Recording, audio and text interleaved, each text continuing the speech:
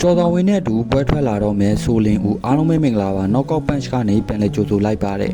လာမယ့်23ရက်နေ့မှာတော့ကျော်တော်ဝင်းရဲ့ပွဲရှိနေတာကိုအားလုံးလည်းသိပြီးသားဖြစ်မှာပါအခုကတော့ဆိုလင်းဦးရဲ့တွဲဆိုင်အကြောင်းနဲ့ပြိုင်ဘက်အကြောင်းကိုအနည်းငယ်ပြပပေးခြင်းပါတယ်ပြိုင်ဘက်ကတော့ Thai Fighter ဖြစ်ပြီးတော့ One Championship မှာ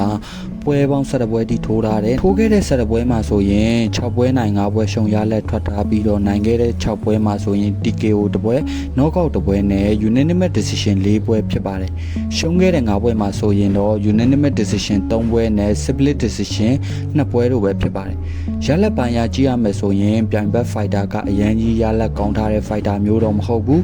ဒါပေမဲ့တခုရှိတာကပြိုင်ဘက်ကထိုးခဲ့တဲ့17ပွဲလုံးမှာ Knockout လည်းမကြဘူးသေးသလို TKO နဲ့လည်းလုံးဝမရှုံးဘူးသေးတဲ့ Fighter ပါဆိုလင်းအတွက်ကတော့အရန်ကြီးခက်ခဲတဲ့ပြိုင်ဘက် Fighter မဟုတ်ပေမဲ့အရန်ကြီးလဲလွယ်ကူနေမဲ့ Fighter တော့မဟုတ်ဘူးလို့ကျွန်တော်အနေနဲ့မြင်မိတယ်ပြိုင်ဘက်က Thai Fighter ဖြစ်တာနဲ့အညီ clinch ပိုင်းမှာတော့တော်တော်လေးအားကောင်းတယ်ဘာပဲဖြစ်ဖြစ်3ပွဲဇက်နိုင်ပွဲပျောက်ဆုံးနေတဲ့ဆိုလင်းဦးတရား2026မှာ